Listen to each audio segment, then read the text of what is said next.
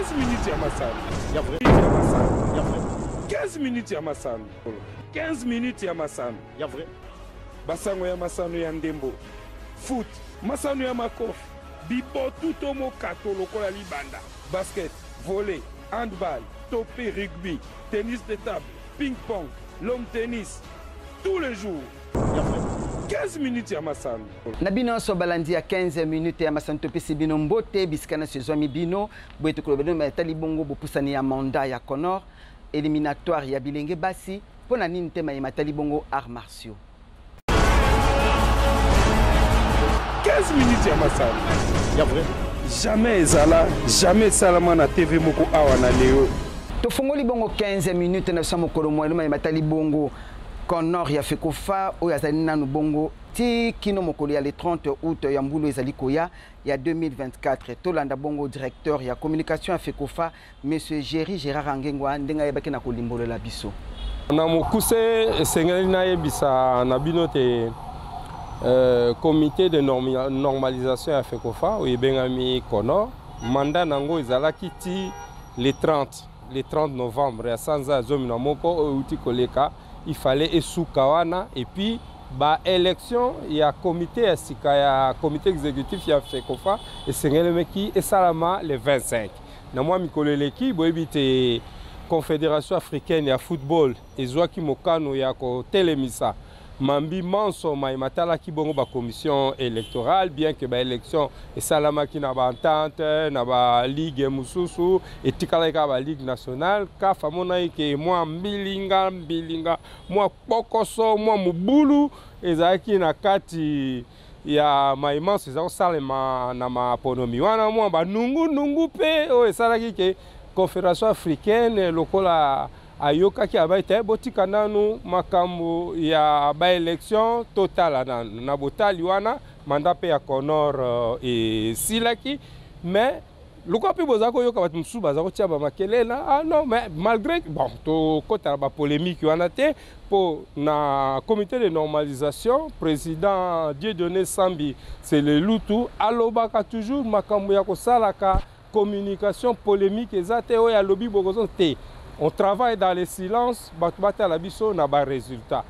Ba résultat ngo yango na bureau ya conseil ya FIFA o ezali lokola o geraka ndembo na mokili mobimba etala kibongo situation makambo nyonso ya fédération congolaise ya football association ndenge batiaka le 23 avril 2023 comité ya normalisation na mambi maye masengel mekite basala Basali pe Assemblée générale le 22 juillet 2023, oyo etiaki en place commission électorale, oyo ezali kambemi na colonel magistrat militaire de Nalioke, et puis boyoka ki ndenge esalamaki me moi poto ndenge na utako lubana nde ba sursoir. Yangwana bureau ya FIFA, bureau ya conseil ya FIFA elobi te mboka pe leki munene makambo ezali ebele mission ya Conor esilite esengelite ba kobisa babakisa mwa moke mwa mikolo pote basilisa maimbi manso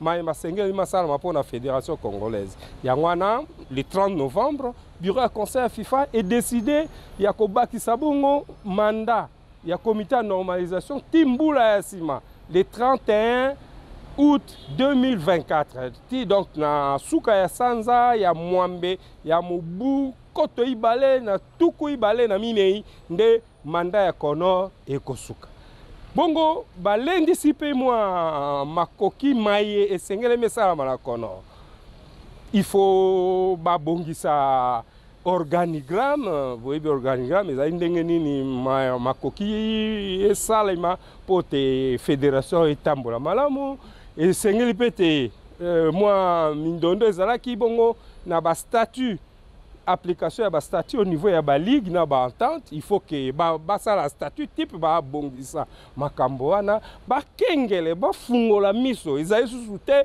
ndenge ezalaki oh élection leki kuna na Katanga oh kuna na Bandundu boye oh kuna boye makelele kolanda imazaki malamu te bongo FIFA esengi sikote Conor esengeli elanda ekeba etala manso wana po manwaso matambo wana semba na sima nango pe élection il y a comité, il y a fédération, et ça les mappé, bongo, mandat wana et soula. Ndenge babandaki, basu qui s'appelle dans malamu, fédération pe ezwanzela moko, oyekoki. Na bayebi, ndenge ndembo etambolaka. En fait, bureau et conseil à FIFA et PC na Conor saison mobimba. Saison au babandi ba championnat, ba nini, basu qui ça, basa la paix, ba élection, bongo batia ba kambi basika pour la fédération na biso. Oyo bozelaki oyebi ba casino minene olingi kobeta olingi kolonga olingi kozwa mbongo na lombango kotape beta na ngenge.cd okokuta masano lokola roulette en direct, machine à sous, jeu virtuel, paris sportif, bonus jackpot, bisengo na ngenge. Commission nationale ya barbitre ya RDC na kati ya masolo na Conor mokolo mwa vendredi ya lelo 1er décembre 2023 awa na kati ya FECOFA. Tola na ndenge na koleka. Bienvenue à la nouvelle Commission nationale des arbitres Sénat de la Fédération congolaise de football association FECOFA. Elle est née de nouveau de ses cendres. Elle, c'est la Commission nationale des arbitres Sénat d'heureuse mémoire avec les Mwamba Kabwe, Tambidila wa Tambidila, Bilisinji, Kabamba et bien d'autres sifflets de notoriété nationale s'élan 100 ans. Le comité de normalisation Conor de la FECOFA, à la suite de ces réformes structurelles amorcées depuis son avènement, a aussi repensé à cette névralgique et très sensible commission, cheville ouvrière de la qualité du football national. Sans un bon arbitrage, il n'y aura pas et alors jamais du bon football, dit-on. Et c'est une évidence. C'est pour cela que le président du Conor, Dieudonné Sambinsele Lutu, et le secrétaire général de la FECOFA, Maître Innocent Kibundulu Kazadi, ont eu une importante séance de travail à la Maison du football congolais, siège de la FECOFA, ce vendredi 1er décembre 2023, avec les nouveaux membres de cette commission nationale et de sa branche spécifique technique, le département de l'arbitrage. L'une, la Commission nationale des arbitres, présidée par l'international honoraire Florent Mouarabou comme président, tandis que l'autre, la doctoresse Geneviève Loukoussa, ancienne internationale également, qui assume désormais les fonctions des directrices du département des arbitres. Au sortir des travaux de ce vendredi 1er décembre 2023, le secrétaire général de la FECOFA, Maître Innocent Kibundulu Kazadi, a fixé l'opinion sur les attentes essentielles, aussi bien du Conor de la FECOFA que de l'ensemble des amateurs du football congolais quant aux prestations de nos chevaliers du sifflet. Maître Innocent Kibundulu Kazadi. Comme vous avez vu, on s'est conformé finalement au règlement de la FIFA sur l'arbitrage en mettant en place une véritable commission nationale des arbitres et un département d'arbitrage de la fédération. C'est la raison pour laquelle vous avez vu ce panel nous visiter ce matin, afin qu'on prenne contact et qu'on leur donne le soft conduit pour qu'ils commencent le boulot. Tout ce qui concerne l'arbitrage, à partir du recrutement, l'encadrement, jusqu'à la programmation des arbitres qui doivent faire le match, ça passe par cette commission-là. Eh bien, nous sommes en train de travailler pour trouver des aménagements au regard de la spécificité de notre pays. C'est ces genres d'aménagements-là auxquels nous sommes en train de nous atteler pour mettre en place. Le département, c'est la branche opérationnelle de la Commission nationale des arbitres. Oui. Et c'est le département qui s'occupe de tout ce qui va avec, comme en termes de logistique, en termes de programmation. On leur a rappelé que c'est eux les acteurs majeurs, capables de donner la joie aux milliers de supporters, des spectateurs, tout comme ils sont en mesure d'embraser le pays par leurs décisions sur terrain.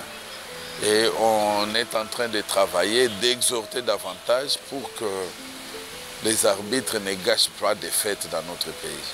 Le nouveau président de la Sénat, Commission nationale des arbitres, Florent Moirabou, quant à lui, en exprimant sa gratitude personnelle ainsi que celle des membres qui composent la Commission nationale des arbitres, a promis qu'il ne ménagera aucun effort pour que l'arbitrage en RDC se fasse parler de lui une fois de plus, en bien surtout.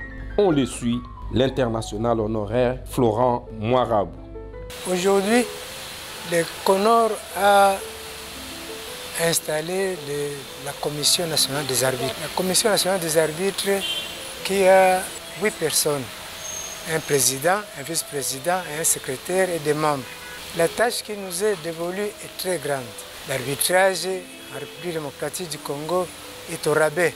Nous avons une grande tâche de former des arbitres, de pallier à toute cette situation-là. Notre première réunion aura lieu le jeudi prochain et c'est alors que nous allons rassembler tous ces points-là. La nouvelle directrice du département de l'arbitrage s'est exprimée aussi, la doctoresse Geneviève Lokusa. La réunion d'aujourd'hui, c'était la prise de connaissance. D'abord, une réunion de contact avec le CONOR et puis connaître tous les membres qui vont constituer la Commission nationale des arbitres et le département d'arbitrage. Parce que nous devons d'abord commencer par faire un état de lieu par rapport au niveau de l'arbitrage chez nous. Et puis il y a un grand défi à relever du point de vue qualité et la quantité des arbitres. Il y a des coins où nous n'avons pas des arbitres, nous devons monter des stratégies pour former les arbitres et puis remettre à niveau tous les arbitres et puis aussi le panel des instructeurs qui seront chargés de faire le suivi des arbitres au niveau des entités et au niveau des ligues. Seul je ne pourrai pas, nous sommes une équipe. Comme le football se joue aussi, les joueurs jouent à 11. Nous aussi au niveau de la Commission nationale des arbitres, nous sommes une équipe, donc nous devons nous souder pour relever ce défi. Et nous sommes nationaux, nous devons aussi avoir nos relais au niveau provincial. Alors ce sont les relais provinciaux qui vont nous rendre compte des situations au niveau de la base et nous sommes le sommet. Donc nous avons d'abord, le travail est vraiment grand à réaliser. Nous devons commencer quelque part. C'est ainsi que le jeudi, nous sommes assumés à commencer à faire une réunion de prise de contact, une planification pour savoir et avoir des stratégies pour relever le niveau de l'arbitrage congolais. Sont désormais membres de la Commission nationale des arbitres. Président Florent Moirabou, vice-président Billy Sinji, secrétaire Godé Angova, membre Adel Soula, Kisubi Molicho, Serge Kombo, Jérôme Kabouya, Tambidila Wa Tambidila. Et pour le département d'arbitrage, la directrice Geneviève Lukusa et son adjoint Chibola Kashinde. À l'heureuse et aux heureux promus, bon vent à eux tous, membres de la nouvelle Commission nationale des arbitres et du département d'arbitrage de la FECOFA. 15 minutes ya masano. Ya vrai. Jamais ezala, jamais salama na TV moko awa na leo. Tozaka na ngambo ya football bon tokoti na Lina Foot Ligue 1 2023-2024 na ba match ebeta makibongo ASV Club contre Céleste et Kendeki bongo 1-0 na faveur ya ASV Club. Asekuya contre Rangers 2-1 na faveur ya Asekuya. Blessing contre US Panda et Kendeki bongo 1 but partout, match nul. Lupopo contre Simba, match Kendeki bongo 1-0 na faveur ya Lupopo. Oyo bozelaki oyebi bakasino minene olingi kobeta olingi kolonga olingi kozwa mbongo na lombango otape beta na ngenge.cd okokuta masano lokola roulette en direct, machine à sous, jeux virtuels, paris sportif, bonus jackpot, bisengo na ngenge. Topé maman moké elongo na ngenge sport. Musique elemba pena TV kilo kwa malongeza DJ heureusement apeta kinalini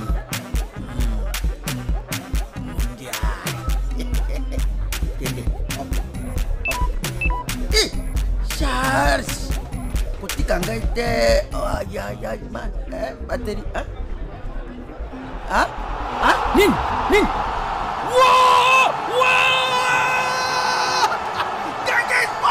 Gangue Sport, puisqu'un pari sportif. Passion. Tokoti bongo na ngambo ya handball lokwa na momesano 15 minutes ya masano kitaki bongo susu mbala oyo na kata Stade des Martyrs pona okuta na bongo na équipe héritage ya coach Ilunga bongo toyeba kolanda ndenge na yebaki na kulimbolola na micro ya 15 minutes ya masano. Mbona ngai coach Dona Ilunga entraîneur ya équipe ya héritage handball.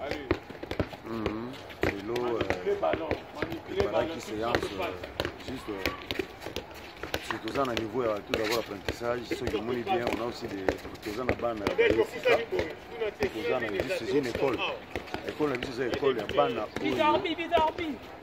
puisqu'il y a des problèmes dans la famille peut-être dans la difficulté à l'école à cours ya awa intégrer dans sport réseau ça biso mingi à partir de 9 ans, 12 ans, 14 ans, 16 ans. Nous avons besoin de Bana puisque tout ça, à chaque fois, tout ça, la révélation à Bana Sika, puisque tout ça besoin de la fille. Et ça, équipe héritage, tout d'abord, non, est livré match. Tout ça, dans la séquence, c'est apprentissage. Mais le niveau va commis au Betaki premier match au tel niveau, match d'évaluation, au tel niveau, on ramène Betaki bien. Jusque-là, tout ça, séance, passe-passe, on a comment faire la passe, comment réceptionner les ballons, savoir tirer, toujours qu'il y a malembe, toujours dans l'étape là, passe à deux. Comment s'orienter, qu'on a pris sa passe à Moninga, comment réceptionner les ballons. Puis toujours dans la bande à Sika, toujours apprendre les bangos, apprentissage, ils ont ça là que les bandeli, on va dribbler le ballon, on va réceptionner, on va couper sa passe, on va trois passes, Alexis qui est élevé.